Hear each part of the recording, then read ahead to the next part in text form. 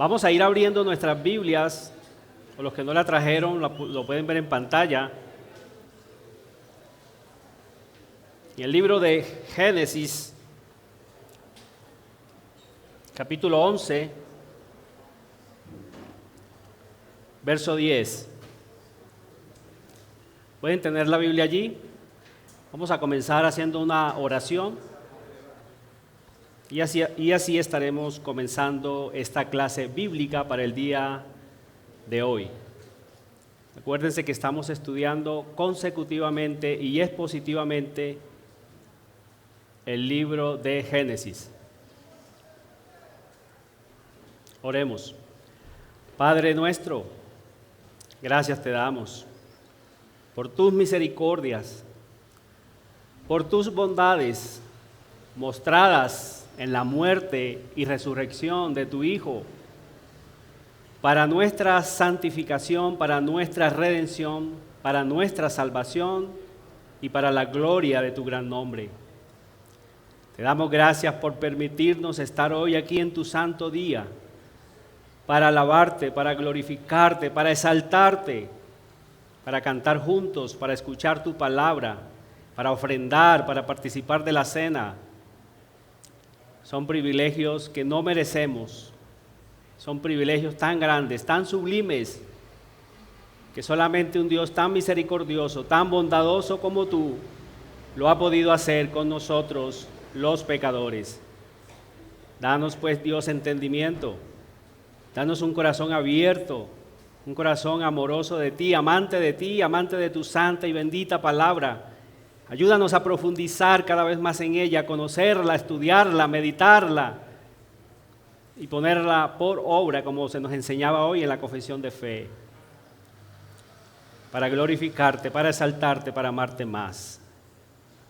Te lo rogamos por los méritos de Cristo Jesús, nuestro Rey. Amén. Bien, hermanos, estamos en el texto. Génesis capítulo 11, versículo 10 en adelante.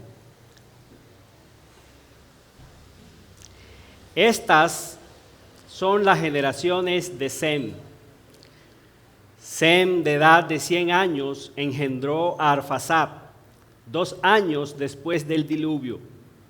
Y vivió Sem, después que engendró a Arfaxad, 500 años y engendró hijos e hijas. Arfaxad vivió 35 años y engendró a Sala. Y vivió Arfaxad después que engendró a Sala 403 años y engendró hijos e hijas.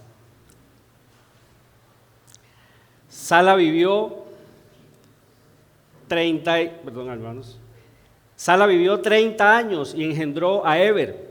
Y vivió Sala después que engendró a Eber 403 años y engendró hijos e hijas. Eber vivió 34 años y engendró a Peleg. Y vivió Eber después que engendró a Peleg 430 años y engendró hijos e hijas. Peleg vivió 30 años y engendró a Reú. Y vivió Peleg después que engendró a Reú 209 años y engendró hijos e hijas. Reú vivió 32 años y engendró a Serug. Y vivió Reú después que engendró a Serug 207 años y engendró hijos e hijas. Serug vivió 30 años y engendró a Nacor. Y vivió Serug después que engendró a Nacor 200 años y engendró hijos e hijas. Nacor vivió 29 años y engendró a Taré. Y vivió Nacor después que engendró a Taré 119 años y engendró hijos e hijas. Taré vivió 70 años y engendró a Abram, a Nacor y Aram. Estas son las generaciones de Taré. Taré engendró a Abram, a Nacor y Aram. Y Aram engendró a Lob. Y murió Aram después que su padre Taré murió Aram antes que su padre Taré en la tierra de su nacimiento, en Ur de los Caldeos. Y tomaron Abram y Nacor para sí mujeres. El nombre de la mujer de Abram era Sarai, y el nombre de la mujer de Nacor, Milca, hija de Aram, padre de Milca y de Isca. Mas Sarai era estéril y no tenía hijo. Y tomó Taré a Abram su hijo, y a Lot, hijo de Aram, hijo de su hijo, y a Sarai su nuera, mujer de Abram su hijo, y salió con ellos de Ur de los Caldeos para ir a la tierra de Canaán. Y vinieron hasta Aram y se quedaron allí. Y fueron los días de Taré 205 años, y murió Taré en Aram. Bien, hermanos, como el hermano Lisandro nos explicaba la clase pasada, con ese texto que él predicó acerca de la Torre de Babel, terminamos la primera división del libro del Génesis. Allí está en pantallas las tres historias en las que se puede dividir el libro. Tenemos como número 1 la historia primigenia, que va desde el capítulo 1 de Génesis hasta el capítulo 11, versículo 9, que fue la sección que se nos enseñó el domingo pasado. Desde el texto que leímos hoy, entonces comienza la historia patriarcal, que va desde el capítulo 11, versículo 10, hasta el capítulo 37, versículo 1. Luego, en tercer lugar, encontramos entonces en el libro de Génesis la historia de José. Esa historia va desde el capítulo 37, versículo 2, hasta el capítulo 50, versículo 26. Allí entonces encontramos las tres historias en las que se divide el libro. Mire que dice historia. Fueron hechos reales. Hasta aquí hemos visto, por ejemplo, en la primera historia que se llama historia primigenia, es decir, la historia de las primeras cosas, como Moisés da datos concretos, fecha, montes, lugares geográficos. Son hechos ciertísimos que nosotros como creyentes, como amadores de la palabra de Dios, tenemos que creer con todo nuestro corazón, sobre todo los 3 primeros capítulos del Génesis. Hay muchas sectas, muchos enemigos de la palabra de Dios que están tratando de desestabilizar nuestra fe, en el sentido que están colocando en duda lo que dice claramente la palabra de Dios. Y nosotros tenemos que decidir, hermanos, a través del Espíritu Santo y la obra de Dios en nuestra vida, de creer lo que Dios ha dicho en su palabra. La palabra de Dios es inspirada por Dios, dice ella misma, ¿cierto? Y es útil, toda ella, de Génesis a Apocalipsis, es inspirada por Dios. Son historias, son historias. En el segundo lugar, entonces, es la historia que vamos a ver hoy, que vamos a comenzar a ver hoy. Mire, la historia patriarcal. El término patriarcal, obviamente, en nuestros días, las feministas del mundo les suena raro, ¿cierto? Odian ese término y lo asocian con opresión. Tenemos que salir del patriarcado y todas esas cosas que se están inventando. No tiene nada que ver con opresión en el sentido bíblico esa palabra. Simplemente se está refiriendo a que estas personas, las que vamos a ver, como Abraham, su hijo Isaac y su nieto Jacob, son los padres de la nación de Israel. Por eso se conoce como la historia patriarcal. Ellos son los pioneros, los que Dios ha llamado. Acuérdense que con la Torre de Babel Dios esparció a toda esa humanidad, los esparce y dice que de allí se formaron las naciones. Bueno, desde el capítulo 10, el final del texto viene diciendo que desde allí se forman todas las naciones y entonces Dios también va a formar su nación, donde van a ser ¿quién? ¿Quién? El Mesías prometido, Pero antes de eso, mire, la historia patriarcal entonces va de Génesis capítulo 11 de Génesis capítulo 11, del versículo 10, que fue lo que leímos, hasta el capítulo 37, versículo 1. Y el primer patriarca que vamos a ver es la historia de Abraham. Va desde esa parte que leímos hasta el capítulo 25, hasta el versículo 18. Y en segundo lugar vamos a ver la historia de Jacob, que va desde el capítulo 25 19, versículo 19, hasta el capítulo 37, versículo 1. Allí falta un patriarca, ¿cierto? ¿Cuál sería? Isaac. Pero Isaac parece ser que cuando Moisés, que se acuérdense que es el que escribió esta parte, está organizando su documento, mete la historia de Isaac entre la historia de Abraham y la historia de Jacob. O sea, ambas historias contienen la historia de Isaac. Por eso él no tiene como una historia aparte, sino que está mezclada entre las dos historias, la historia de Abraham y la historia de Jacob. Miremos un poquito más lo que es la historia de Abraham, que es la que vamos a ver.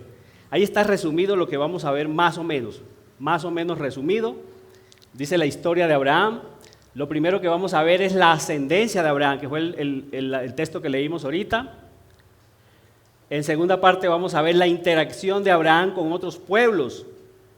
También vamos a ver su llamado y la interacción que tiene Abraham con otros pueblos. Eso va desde el Génesis capítulo 12, versículo 10, hasta el 14, versículo 24. Allí también encontramos su encuentro con un personaje importante que es Melquisedec. Todo eso lo vamos a ver allí en esa parte. En tercer lugar, vamos a ver el pacto abrahámico. Un pacto muy importante, un pacto de gracia. La parte 4, vamos a ver la interacción de Abraham con otros pueblos también. Eso va del Génesis capítulo 18, versículo 1, hasta el capítulo 21, versículo 34. Y en último lugar, vamos a ver entonces la descendencia de Abraham, que va de Génesis capítulo 22, versículo 1, hasta el capítulo 25, versículo 18. Esta estructura se ha tomado, ya como el hermano Lisandro lo ha dicho, de Esteban Bot, y tiene una estructura quiásmica. Ya el hermano Lisandro nos explicó eso. Miren, el primer punto está relacionado con el quinto, ascendencia de Abraham, está relacionado con su descendencia. El punto 2 está relacionado con el punto número 4. Vemos la interacción de Abraham con otros pueblos. En el punto 4 también vemos lo mismo. Y en el centro vemos lo que le da fuerza, lo que le da vigor, la virtud que tiene toda esta historia. Y es el pacto que Dios va a hacer con Abraham. Es como una especie de sándwich espiritual, mire. Las dos primeras partes son 2 capas de pan, las dos últimas partes son otras 2 capas de pan, y por el centro está la proteína, lo que le da sabor al sándwich.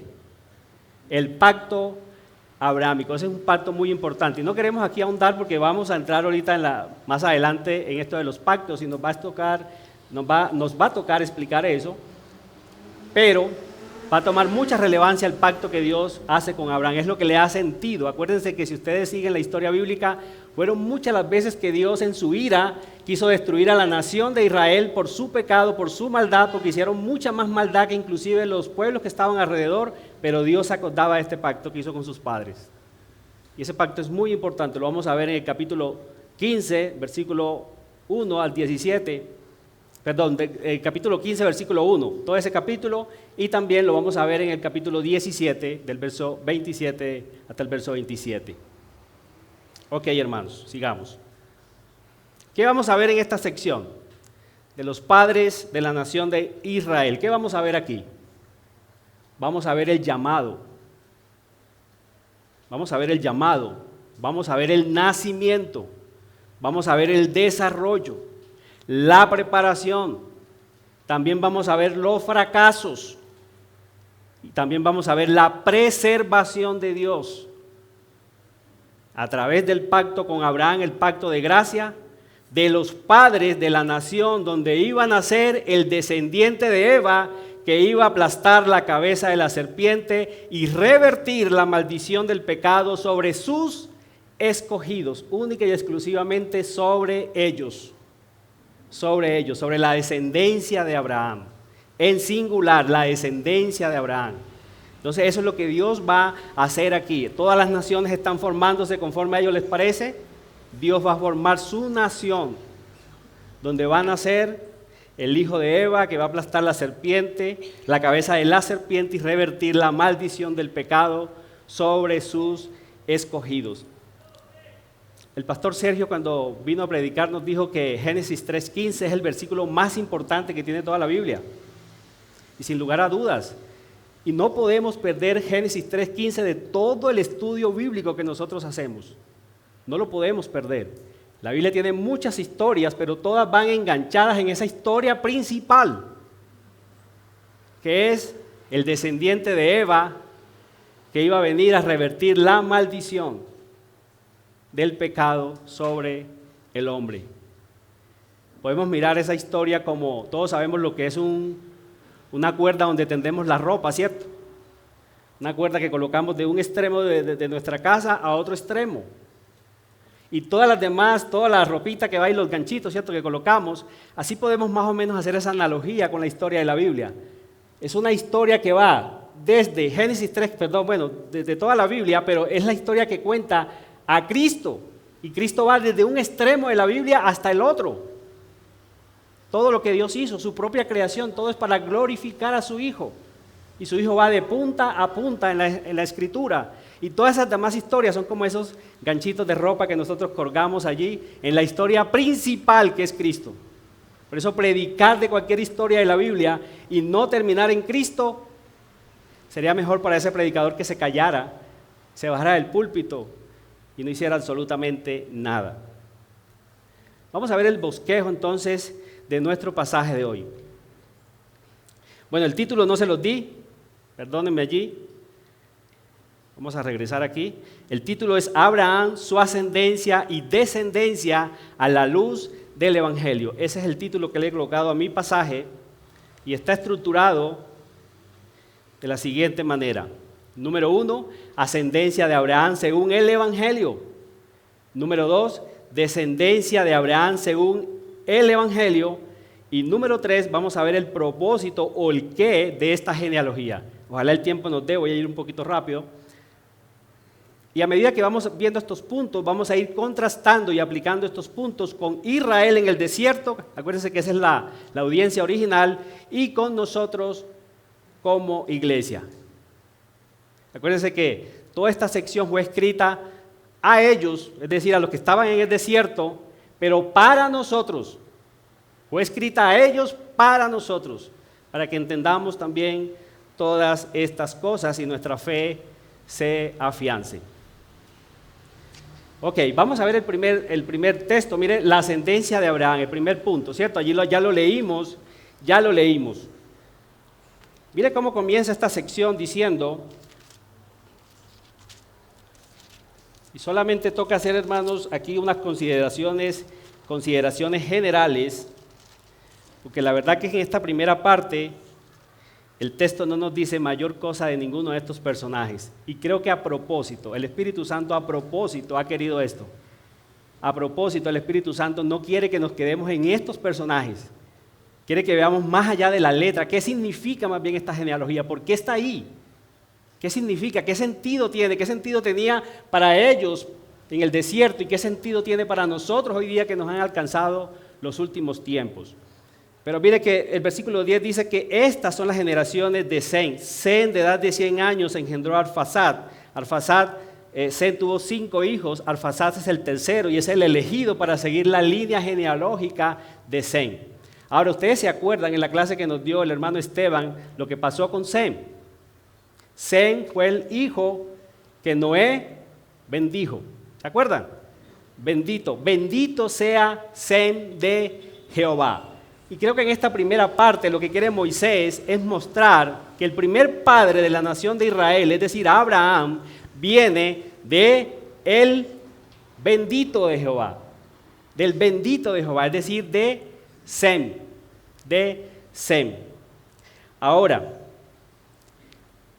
¿qué dice de Arfaxad? Dice que engendró a Sala y Sala engendró a Eber. Tanto Eber como Pelé, que es el otro que aparece allí, pero yo les muestro esta estructurita. Tanto Eber como Pelé son los únicos 2 nombres en toda la genealogía que sabemos algo de ellos. Y eso porque en el capítulo anterior, en el capítulo 10, nos había mostrado eso. Dice que Eber es de donde viene el término hebreo, eso lo explicó el hermano Jaime, ¿cierto? De Eber ellos sacan ese término hebreo. Más adelante Abraham en Génesis 14:13 se le va a llamar a Abraham el hebreo, es decir, Abraham viene de esa descendencia, ¿cierto?, de Eber. Y el otro que sabemos algo allí es Peleg, su nombre significa división. Son de los únicos dos nombres que sabemos en esta primera parte algo de ellos, porque en el capítulo anterior nos había hablado Moisés algo de ellos, ¿cierto? División, dice que el nombre Peleg significa división porque en esos días la tierra se dividió.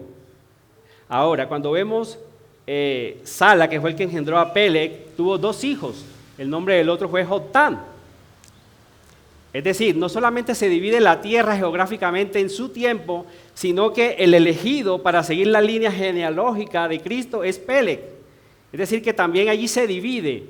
Se toma a Peleg y se desecha a Joctán para que él no venga a ser entonces de la línea genealógica donde iban a ser el Mesías. Y termina allí, les he traído esta estructurita, que es la segunda parte de nuestro texto, donde dice que Taré engendró a Abram, Nacor y Aram. Todos ellos provenían de Ur de los Caldeos. Sabemos por la historia que Ur de los Caldeos era una ciudad idólatra, pagana. En el capítulo 24 de Jueces, allí Josué les va a recordar a la nación de Israel que sus padres, refiriéndose a tanto a Abraham como los otros, ellos adoraban ídolos allí en esa ciudad. Era una ciudad imponente en esa época, lo mismo que Harán, donde ellos se desplazan más o menos 800 kilómetros de Ur de los Caldeos a Harán, que es donde dice el pasaje que murió Harán, otro de los hijos de Taré.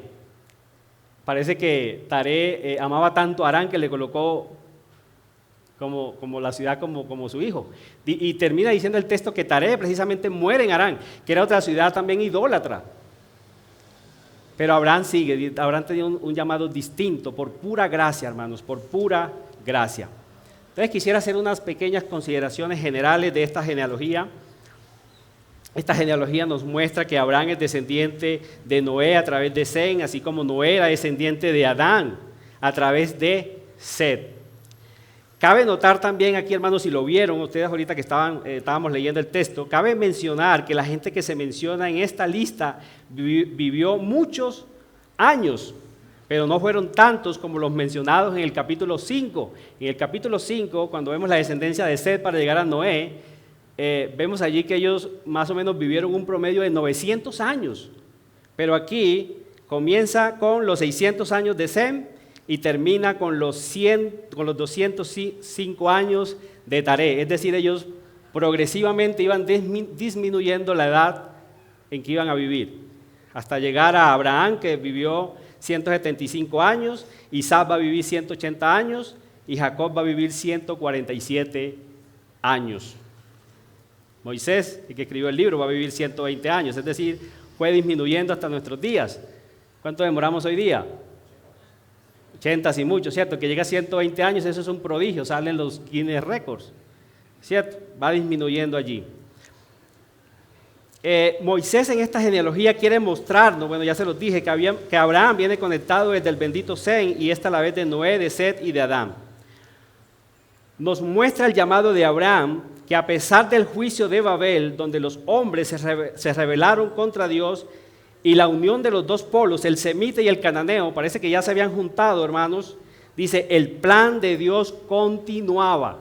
El plan de Dios continuaba. A pesar del pecado que estaba en el mundo entero, el plan de Dios era imparable. Muy a pesar de Abraham mismo, quien había salido de Ur de los Caldeos, donde él mismo y su familia adoraban ídolos, solamente escogidos por pura gracia. La salvación, hermanos, ha sido por pura gracia. La salvación de principio a fin va de pura gracia. El hombre haciendo lo malo, pero Dios en su misericordia agarrando a los suyos. Y tiene que ser así. Hay muchos detractores de esta hermosa doctrina, pero hermanos, si esto no fuera así, usted y yo no estaríamos aquí. Somos malos, nuestro corazón es inclinado a la maldad. Ya nos mostró el libro de Génesis, todo el designio del corazón humano es de continuo del mal. Y Dios ha tenido que escoger por pura gracia a los suyos. Entonces esto es lo que muestra, hermanos, este acto de Dios. Todos los hombres en todos los tiempos necesariamente hemos tenido que ser escogidos por pura gracia. El hombre haciendo lo malo, pero Dios en su misericordia escogiendo al hombre. Por eso le titulé esta primera parte, La ascendencia de Abraham según el Evangelio. Ahora, hermanos, quiero que cojan su Biblia un momentico. Mira algo en particular que tiene esta genealogía que no tiene la del capítulo 5. O algo en particular que tiene la número 5, la del capítulo 5 que vimos, que no tiene esta.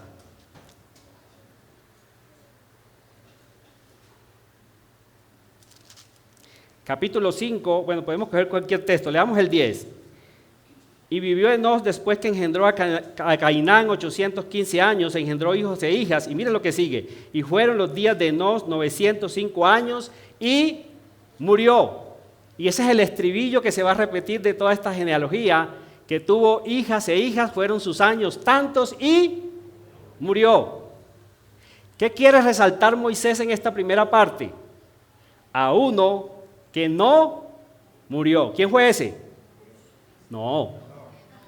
Nos va a tocar repetir la clase toda otra vez. Enoc no muere. Él se distingue de toda esta genealogía que él no murió, él desapareció porque caminó con Dios y Dios se lo llevó. Y eso es lo que quiere resaltar Moisés aquí en esta primera parte para llegar hasta Noé, prototipo de Cristo. Pero miren en esta parte que leímos, esa parte no se encuentra. Mire cualquier texto, el versículo 14, dice, y Sala vivió 30 años y engendró a Eber, y vivió Sala después que engendró a Eber 403 años y engendró hijos e hijas, y ahí termina. El estribillo que se sigue repitiendo es, tuvo hijos e hijas, tuvo hijos e hijas, para resaltar a uno que no tiene. Cero pollito. Abraham tiene un gran problema. Su esposa es completamente estéril. Estéril. Tremendo problema, hermanos. Tremendo problema. ¿Cómo así que el padre de muchedumbres, aquel que va a ser llamado para que su descendencia sea como las estrellas del cielo, tiene un gran inconveniente, un gran problema? Su esposa es estéril, tiene la matriz completamente cerrada. Hasta Arán, que murió prematuramente, dejó hijos, dejó a Lot. Hasta el que muere prematuramente, antes que su padre, tuvo hijos. Pero Abraham tiene cero pollito. Y eso es lo que me conecta con mi segundo encabezado. La descendencia de Abraham. La descendencia de Abraham según el Evangelio. Sara estéril. Y ese, aunque sea un dato prematuro, Moisés lo está colocando allí de primero en la historia. De primero en la historia. El primer patriarca, el que va a ser llamado el padre de la fe, padre de muchedumbres, su esposa es estéril. ¿Qué nos quiere enseñar este pasaje con esto? Sencillo pero poderoso. La descendencia de Abraham tenía que surgir por el poder de Dios. Voy a repetir eso. La descendencia de Abraham tenía que surgir del poder de Dios, por las promesas de Dios. Es decir, tenía que nacer de manera sobrenatural. Sobrenatural. Ahora, yo quiero aclarar aquí que la verdad, cuando uno ve la unión de un esperma con un óvulo, millones y millones de esperma, un solo óvulo, y cómo llega, eso es milagroso. Eso es milagroso. Dios está ahí. Pero que una mujer sea estéril para que quede embarazada, eso es aún más milagroso aún. Dice, no por voluntad humana, no según la carne o designio humano, por ningún esfuerzo propio de él. Dicho de otra manera, tenía que tener la descendencia de Abraham un origen divino. Para demostrar esto, no solo le cierra la matriz a Sara, sino que también deja que pase el tiempo. ¿Y cuál era el propósito de Dios? Dejar que pasara el tiempo. Que Sara dejara también de ovular. Una cuestión más. Bueno, que sea estéril, pero que todavía esté ovulando, hay esperanzas. Pero Dios deja que pase el tiempo. Ella casi de 90 años ya había cesado la costumbre de las mujeres, es decir, la menstruación. Cuando eso cesa significa que la mujer ya no está produciendo óvulos. Y no solo eso, hermanos, sino que también deja que pase el tiempo y deja que Abraham se ponga viejito, casi tenía 100 años.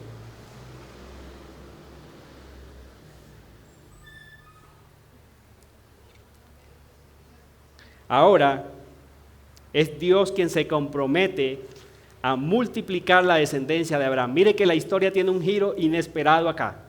Y no es que Dios tenga un plan A y entonces como ese no funcionó, tenga un plan B. No, es el mismo plan. Es el mismo plan, pero con esto Dios quiere mostrar que la gloria va a ser de Él, hermanos, no de nosotros. El poder está en Él, no de nosotros. Y Dios quiere mostrar en Abraham que Él va a sacar una descendencia totalmente distinta. Vaya conmigo por favor al capítulo 12. Solamente voy a utilizar este pasaje para apoyar mi tesis aquí en este punto. ¿Ustedes se acuerdan cuál fue la orden que le dio Dios a Adán el día que lo hizo? ¿Se acuerdan una de las órdenes que le dio? Con Eva, los creó a su imagen y les dio un mandamiento. ¿Cuál fue? Multiplicados. Fue el mismo que le dio a Noé cuando salió del arca, ¿se acuerdan? Salieron del arca y Dios les dijo, multiplíquense y llenen la tierra. Pero mira el giro inesperado que Dios va a tener aquí con Abraham. Capítulo 12, versículo 2. Y haré de ti. ¿Quién se está adjudicando la acción? Dios. Es decir, Adán fracasó en su misión, Noé fracasó en su misión, se embriaga, antes maldice a uno de sus hijos. Ahora es Dios quien se está comprometiendo a multiplicar Él, la descendencia de Abraham. Y dice el versículo 2, haré de ti una nación grande y te bendeciré y engrandeceré tu nombre y serás bendición. ¿Por qué iba a hacer Abraham eso? Porque Dios se lo acabó de decir. Es Dios el que va a tomar la acción ahora y va a multiplicar la descendencia de Abraham como la arena que está en el mar, como las estrellas que están en el cielo. Y por eso, para que esto sea claro, le cierra el vientre a Sara, deja que pase el tiempo, ya deja de ovular. Abraham es viejito, para que no quede ninguna duda que el hijo que va a nacer, el descendiente de Abraham, va a ser solamente porque Dios así lo quiso. Dios así lo quiso. Dios va a ser glorificado. Ahora, el que un descendiente de Eva iba a aplastar la cabeza de la serpiente y esa persona tenía que ser de origen divino. ¿Sabe de quién había salido esa expresión? No sé si lo notaron cuando pasamos por ahí. De la misma Eva. Devuélvanse al capítulo 4. Quiero aclarar de entrada que Eva se equivocó aquí, en el sentido, ¿dónde puso su fe? Pero eso no anula que ella tenía fe. Eva se salva igual que Adán. Ellos creen en la promesa que Dios les dijo. Y es demostrable bíblicamente. Miren el capítulo 4, versículo 1. Dice, conoció Adán a su mujer y Eva, la cual concibió y dio a luz a Caín y dijo, ¿qué dijo? Por voluntad de Jehová he adquirido varón. Esa frasecita encierra la fe de Eva. Eva cree a la promesa que Dios le dijo. De tu descendencia vas a nacer uno que va a aplastar la serpiente por la cabeza. Pero ese descendiente tiene que ser de origen, aunque Eva no tenía todavía la revelación bíblica total, ella cree a la promesa. Ella no sabe cómo va a nacer todavía. Dios no le dio ese dato. Y nosotros lo sabemos obviamente porque nosotros ya tenemos toda la revelación bíblica. Más adelante Dios iba a revelar que ese hijo iba a nacer de una virgen. Pero que ese descendiente de Eva iba a tener un origen divino. Y eso es, hermanos, lo que nos conecta acá con esta historia que acabamos de leer. Sara estéril, y Dios está mostrando en su revelación progresiva cómo Isaac iba a ser tipo de Cristo. Isaac como tipo de Cristo. Ahora, ¿qué prefigura este acto aquí? ¿Qué está prefigurando? En primer lugar, este acto de Dios está prefigurando o es tipo del nacimiento virginal de Cristo. Conecten la historia. Conecten la historia. ¿Qué es más difícil? Una mujer estéril, avanzada en años, su esposo también. Conéctelo con el nacimiento virginal de Eva. ¿En qué sentido? Que esos dos actos de Dios, o esas dos cosas que tanto Sara como María iba a tener, eran cosas imposibles humanamente de resolver. ¿Cómo puede quedar una mujer virgen sin conocer varón, quedar embarazada? Única y exclusivamente por la acción de Dios. ¿Cuál es el descendiente en realidad cuando estaba naciendo Isaac? ¿Cuál era el descendiente en realidad que Dios estaba prefigurando? Cristo. Gálatas lo explica claramente. El descendiente de Adán, la descendencia de Adán es Cristo en singular, Cristo. ¿Sí me estoy haciendo entender, hermanos? ¿Sí conectan el punto? El que iba a nacer de Eva tenía que tener un origen divino. Ahora, quiero aclarar también que Isaac fue en realidad hijo de Abraham. Isaac salió de los lomos de Abraham. Dios produjo en Sara ese último óvulo, le dio fuerzas a Abraham, lo fortaleció tanto que después que se muere Sara se casó otra vez. ¿Sí? Pero distinto a Cristo, su nacimiento iba a ser totalmente de origen divino. Pero sí conectan la historia, hermanos, sí ve cómo Dios está revelando progresivamente cómo iba a nacer su Mesías desde boca de Eva. El Mesías prometido tenía que tener origen divino sin participación alguna de hombre. Hubiese nacido Cristo en pecado si hubiera Dios utilizado a cualquier hombre. Y eso no podía ser. En Gálatas 3:16, hermanos, acompáñenme un momentico allí, por favor. Nos va a tocar ir corriendo un poquito más. De esto hay mucho que decir. No traje los textos en pantalla porque a propósito quería, como esta es una clase bíblica, que cada día aprendamos a manejar la Biblia, aunque eso nos va a tocar un poquito más de tiempo. Gálatas 3:16 dice: ahora bien, a Abraham fueron hechas las promesas y a su simiente, no dice y a las simientes como si hablase de muchos, sino como de uno, y a tu simiente, la cual es Cristo. Entonces el propósito principal de Dios hacer ese acto con Sara y con Abraham está prefigurando el nacimiento virginal de Cristo. Tenía que ser un nacimiento sobrenatural. Pero también el nacimiento sobrenatural o nuevo nacimiento de aquellos hijos de Abraham, es decir, todos los que somos de fe en Cristo Jesús.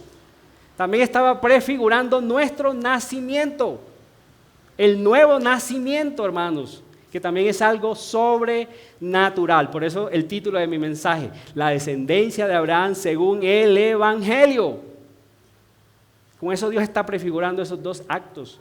El nacimiento de su Hijo en primer lugar y el nacimiento espiritual que nosotros tenemos o íbamos a tener cuando se escribió esta parte. Acompáñenme por favor a Gálatas, ahí mismo. Gálatas en el capítulo 4, versículo 21 dice: decidme ahora, decidme los que queréis estar bajo la ley, ¿no habéis oído la ley? Porque está escrito que Abraham tuvo dos hijos, uno de la esclava, el otro de la libre. Está hablando de Ismael e Isaac. Pero el de la esclava nació según la carne, mas el de la libre por la promesa, lo cual es una alegoría, pues estas mujeres son los dos pactos. El uno proviene del monte Sinaí, el cual da hijos para esclavitud. Este es Agar, porque Agar es el monte Sinaí en Arabia y corresponde a la Jerusalén actual, pues esta, junto con sus hijos, está en esclavitud. Mas la Jerusalén de arriba, la cual es madre de todos nosotros, es libre, porque escrito está: regocíjate, oh estéril, tú que no das a luz, prorrumpe en júbilo y clama, tú que no tienes dolores de parto, porque más son los hijos de la desolada que de la que tiene marido. Así que, la conclusión de Pablo: hermanos, nosotros como Isaac somos hijos de la promesa.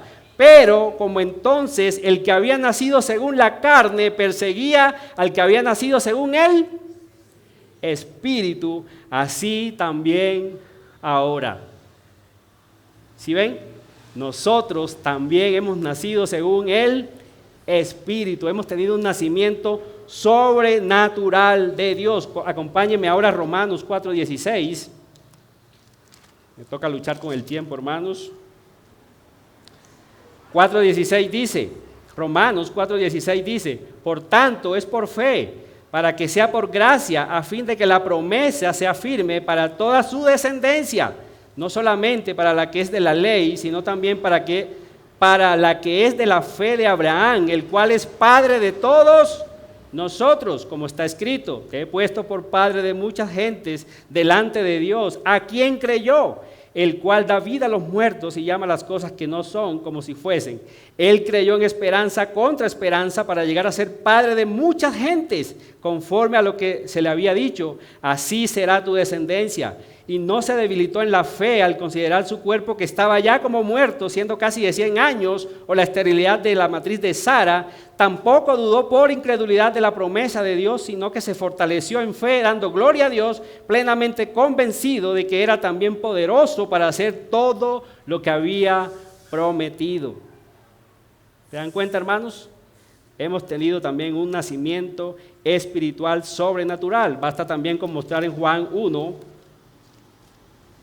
Acuérdense de ese famoso pasaje, Juan 1, versículo 11,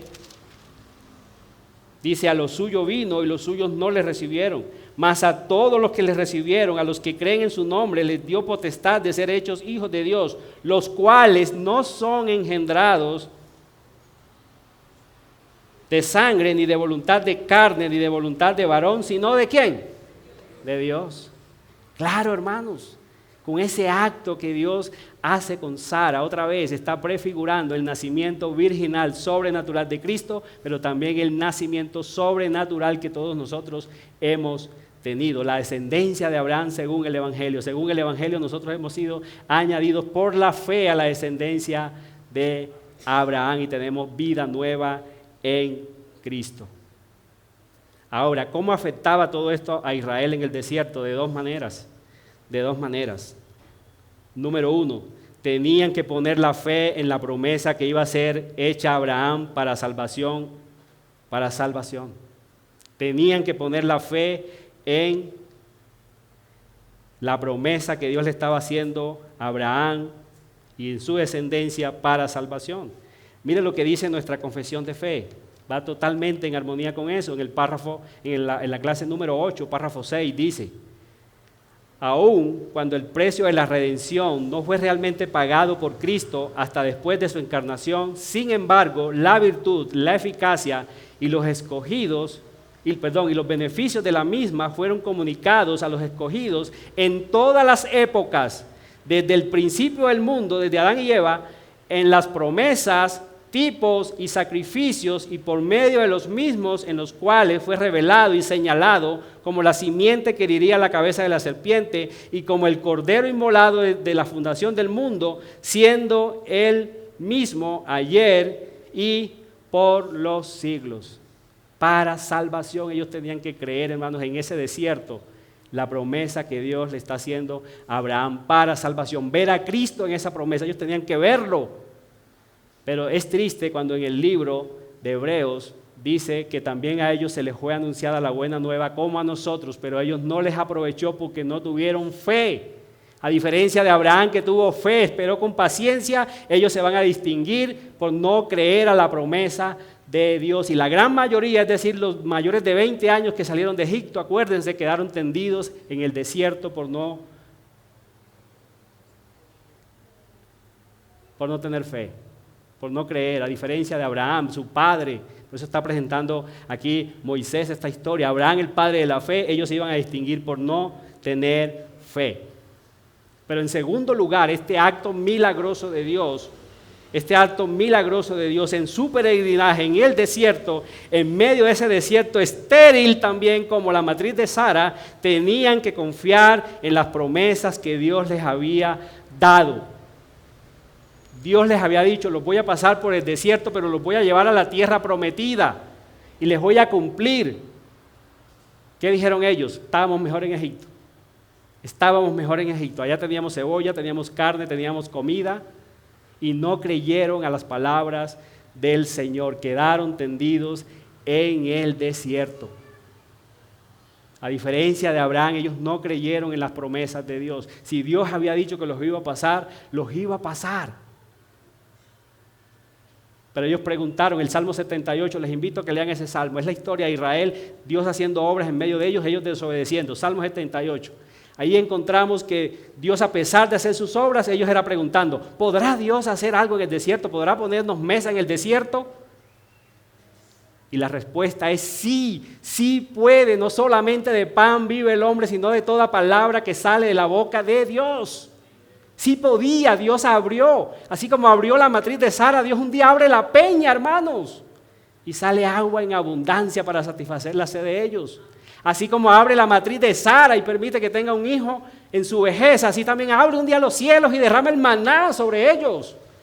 Ellos pueden alimentarse, hermano, de la palabra de Dios, de las promesas de Dios. Y es lo mismo para nosotros. Nosotros también vamos a nuestra ciudad celestial y tenemos que confiar en las palabras que Dios nos ha prometido. Si Dios ha dicho que nos va a llevar, Él nos llevará. Que no nos vaya a pasar lo que le pasó a la nación de Israel. ¿Podrá Dios utilizarme a mí? ¿Podrá Dios hacer esto conmigo? ¿Podrá Dios derrotar este pecado en mí? Sí puede. Sí puede. A través de su Santo Espíritu, sí puede, sí puede. Hay hombres que me han confesado, hermano, es que a mí me da tanto temor que yo no soy capaz ni siquiera de explicarle un versículo a mi esposa. Hermano, clama a Dios, en Él hay abundante sabiduría, abundante poder. Él puede hacer las cosas mucho más allá de lo que nosotros pedimos o entendemos. Y si dices, es que yo tengo cero, no tengo nada. Isaías 40. No me acuerdo el texto exactamente. 40:29. Dice que Él da esfuerzo al cansado y multiplica las fuerzas al que no tiene nada. Hermanos, no hay excusa. No hay excusas para no servir a Dios. No hay excusas para no poner nuestros talentos en la mano de Dios. Él con lo poquito, hermano, acuérdate, con 2 peces. Bueno, no me acuerdo, 5 y 2. Él puede alimentar a millares. A millares. Un día Él llama a Abraham y le dice: Abraham, ¿crees que yo puedo multiplicar tu descendencia como las estrellas del cielo? Y Abraham mira a Sara y le dice: bueno, estoy llevado, pero sí creo, Señor. Sí creo, sí te creo, sí te creo. Y Abraham fue llamado el padre de la fe. Padre de la fe. Hermanos, nosotros también vamos rumbo a nuestro Canaán prometido. Creámosle a Dios. Si Él lo ha dicho, el que comenzó la buena obra en nosotros la terminará. Vamos adelante confiando en Dios, hermanos. Arrodíllate, clama a Dios. Clama a Dios que te ayude a destruir ese pecado. ¡Mátalo! No te puedes seguir excusando. Es que yo soy así. Es que este pecado me domina. ¡No! Dios no te va a aceptar nada de eso el día que estés delante de Él. Porque Él tiene todo el poder hoy disponible para ti, para que tú derrotes a ese pecado. 5 minuticos me tomo más, o bueno, un poquito más, tal vez. Y es mi último encabezado. El propósito de esta genealogía. ¿Por qué está ahí? Fue la primera pregunta que le hice a mi texto. ¿Por qué está esta genealogía ahí? ¿Está por casualidad? ¿Fue que un día Moisés se levantó? No tengo nada que escribir, voy a escribir los ascendientes de Abraham.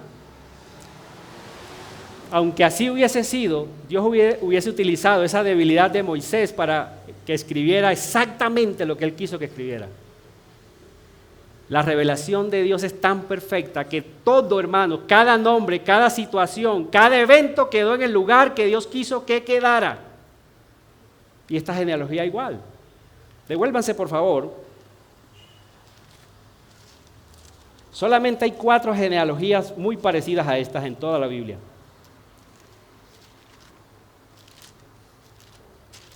La del capítulo 5, donde estuvimos leyendo ahorita, es para mostrar a un hombre, aunque también está mostrando que no muere, pero el propósito de esa genealogía se centra en Noé, con el cual Dios iba a hacer un pacto, el pacto de preservación de la humanidad. Esta que nosotros estamos estudiando hoy está dada para mostrar a otro hombre, a Abraham, con el cual Dios va a hacer también un pacto de gracia. Y hay otra, ya por cuestiones de tiempo quería mostrarles algo intermedio, pero ya no va a dar.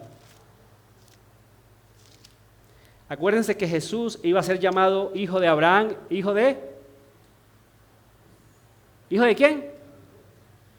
¿Qué le gritaban a Jesús en su ministerio? Jesús, hijo de Abraham, por un lado y por el otro. No, de Jacob no era, ¿era de quién? De David, de David. ¿Cómo creen ustedes que presenta la Biblia a David? Con una genealogía.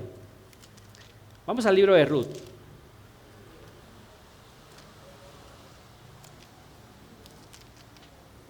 Muchos años pasaron desde Abraham hasta David. Y encontramos allí en medio del libro de los jueces y el libro de Samuel, un pequeño libro de 4 capítulos, Ruth. Toda esa historia fascinante que nos cuenta este libro es una historia fascinante. Uno comienza a leer el primer capítulo y no puede parar hasta llegar al último. Pero ¿cuál es el propósito por el cual ese libro está ahí? ¿Cuál es el propósito principal? La última parte. ¿Cómo termina? Del versículo 18. Una genealogía. Mírenlo. Capítulo 4, versículo 18. Dice, estas son las generaciones de Fares, hijo de Judá, hijo de Jacob. De los 12 hijos que tuvo Jacob, Judá fue el escogido, y de los hijos que tuvo Judá, Fares fue el elegido. Desechó a José para que no fuera la línea genealógica de su hijo, escoge a Judá.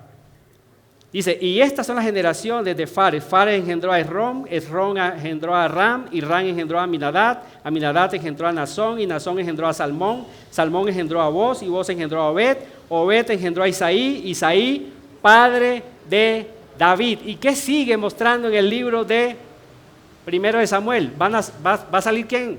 Otro hombre, David, con cual el Dios va a hacer un pacto, el pacto davídico. Entonces miren que estas genealogías cumplen una función principal. La primera, para mostrar que Noé iba a hacer Dios un pacto con él. La segunda, para mostrar a Abraham que también Dios va a hacer un pacto con él. La tercera, va a mostrar a David y lo va a presentar exactamente como está presentando a Abraham.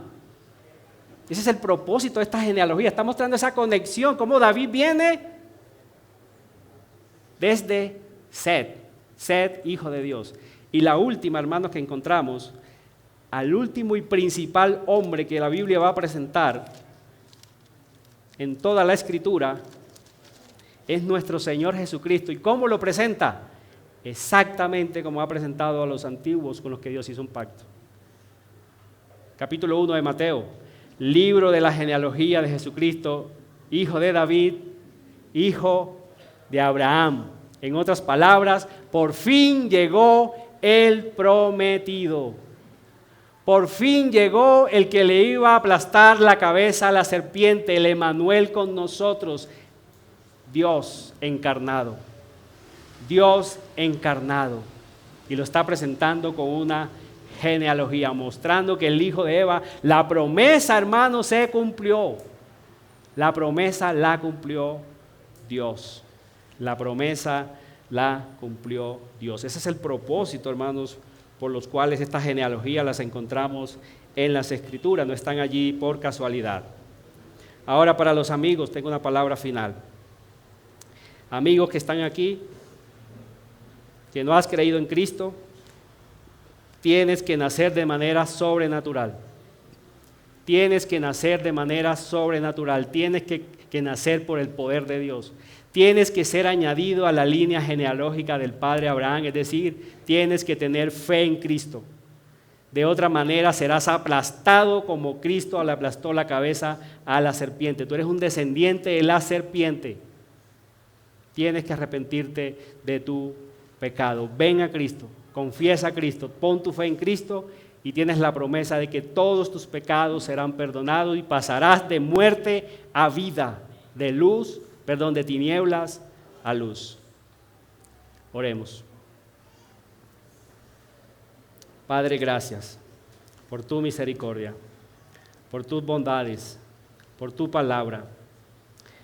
Gracias porque Cristo vino, el verdadero Abraham, el verdadero David, el verdadero Set, el verdadero Noé, por fin llegó y vino a salvarnos de nuestros pecados.